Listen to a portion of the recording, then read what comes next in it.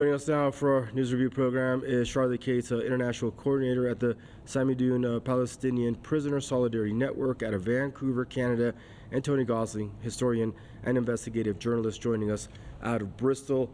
Hello, I'd like to welcome you both to the program here, I guess. And Tony, welcome to the program. Now, Israel killing Haniyeh's children, his grandchildren. Help us understand it, Tony, the method to this madness, Israel's policy of using this level of terror against the sons and grandchildren of a Hamas leader. At what point do they think that this makes? Well, it's an incredibly cowardly act. It's the sort of thing you might expect from the school bully that picks on the younger brother, 3 or 4 years older than himself, of the person that is causing him trouble, and beats them up instead of the person because he doesn't have the courage to take on the one of his own age. But, you know, I think it was Napoleon Bonaparte that said history is just a lie that some important people agree on. Because if you look at the track record of the Zionist cause, we on my program here in Bristol last week, we were looking at the assassination attempt on the British Foreign Secretary Ernest Bevin in the 1940s. He was actually from Bristol here, and he was the Foreign Secretary at the end of the war, Second World War, and the Israelis were shipping in explosives, as they were the Zionists at that time, before the beginning of the State of Israel, to actually drop onto the House of Commons, to blow up the House of Commons, and also to assassinate our Foreign Secretary, because the Foreign Secretary was not in agreement with the Israelis' methods in creating their own state in the 1940s. There was even revelations from the MI5, Britain's internal security service, that the Israelis intended to assassinate Winston Churchill after he, the famous British Prime Minister of World War II, after he criticised the methods of the Zionists in the 1940s. So this has been going back a long, long way, and I would have hoped that some of the British statesmen and other journalists in London, the mainstream media, would remember that these are the methods that these people have used. And the only reason that we're seeing these tens of thousands of deaths, I think, in Gaza really is because we have a criminal, nuclear-armed doomsday cult installed in Tel Aviv, who are now running the show, this Greater Israel project, and they realise that if they stop this war, if they have a ceasefire, that the political classes in Israel may well just simply overthrow them, get rid of people like Netanyahu, and put them in prison. And so they've painted themselves into a corner that they've got to keep this war going. They've got to try to keep justifying it. And it really is an incredibly dangerous situation that they put themselves in. But ultimately, by killing the children of a leader that they can't reach because he's off the battlefield, is the most incredibly cowardly act that you ever like. And of course, ultimately, what this means is, even if they win this so-called war, that they can't win it because they've won it by such dastardly and cowardly means. Right, thank you, Tony. And Charlotte, when it comes to a moral compass or something in that neighborhood, if you have an equivalent you want to use as a standard or a measuring tool, I mean, is there a red line? Is there anything that the regime will not do, will not commit? It loves to justify its statehood and saying it's a democracy in the Middle East. I mean, it does not show even the smallest iota of respect for international law as a state, should someone want to recognize it as one. The Zionist regime is carrying out a genocide against the Palestinian people in Gaza. Genocide is essentially the greatest crime in international law. And right now, the Zionist regime is carrying out a genocide. Its leaders, its military leaders, its spokespeople openly call for genocide in public statements and in the halls of the Knesset. Zionist soldiers go on TikTok and other social media and broadcast their atrocities to the world and take pride in them. At the same time, the fascist movement in the Zionist state is demanding even more genocide and even more slaughter and killing of tens and hundreds of thousands of Palestinians. The 40,000 Palestinian martyrs is not enough for them.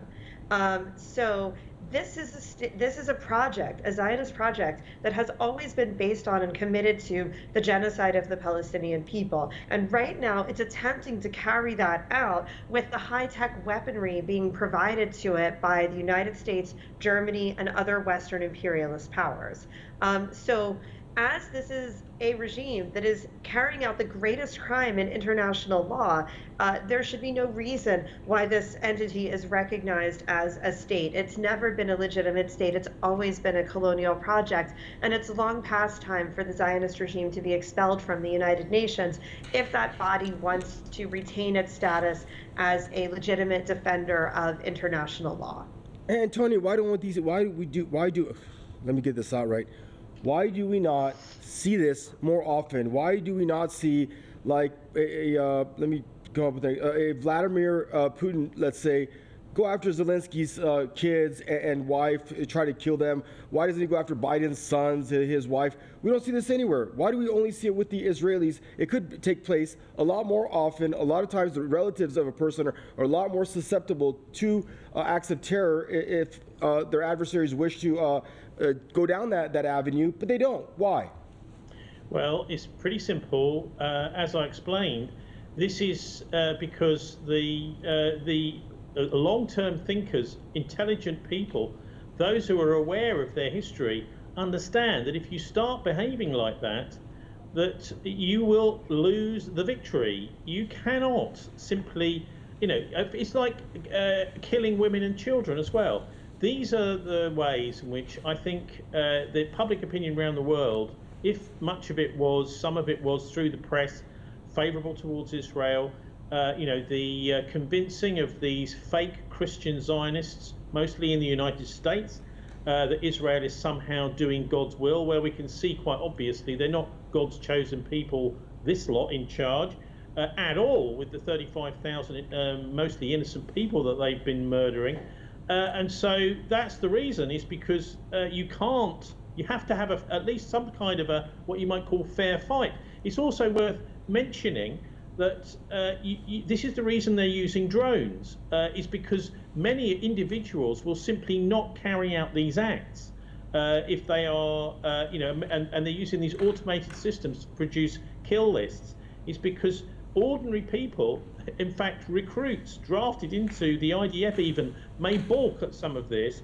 They would think to themselves, well, hang on, this is a load of innocent people we're killing. But on this specific Ismail Haniyeh's children being killed, that is his 3 sons and his 4 grandchildren, the timing is extremely important from the Israelis' point of view.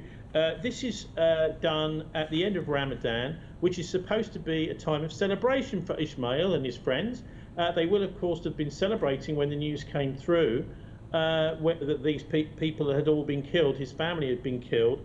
And this is an attempt by the Israelis. It's a psychological warfare move to destroy his faith in God and to destroy this whole culture of Ramadan, of fasting, and the culture that he's part of. So this is an attack on his faith. The idea is they're trying to get, to destroy his faith, to say, oh, where's your God now? This is a very, very cruel, wicked, and cowardly act that proves that they have nothing of God in them, these people who are carrying out such acts. And as a result of the enormous demoralization that the Western forces on the ground anyway are seeing, we've seen an incredible dip in any kind of attempts to recruit people into the British Army even, because of the appalling moral stance that the British government has taken over the Gaza genocide, and also the absolutely pointless proxy war that we're waging against Russia over in Ukraine. They just simply cannot recruit anybody into the army here in Britain anymore. And this is another enormous effect of these kinds of cowardly acts and unwise proxy wars is that they're going to just have to fight these entire battles, I think, with drones and computers, because people don't want to get involved from this part of the world. In fact, they're much more likely to be seen out on the streets of London in their hundreds of thousands demonstrating against this evil. All right, thank you both for joining us on the program. Stay safe to both of you. Cheryl Cates there joining us from Canada, and also Mr. Tony Gosling, investigative journalist, joining us out of Bristol. And viewers, this brings us to the conclusion of this segment of your Press TV's News Review program. Thank you for tuning in, and goodbye for now.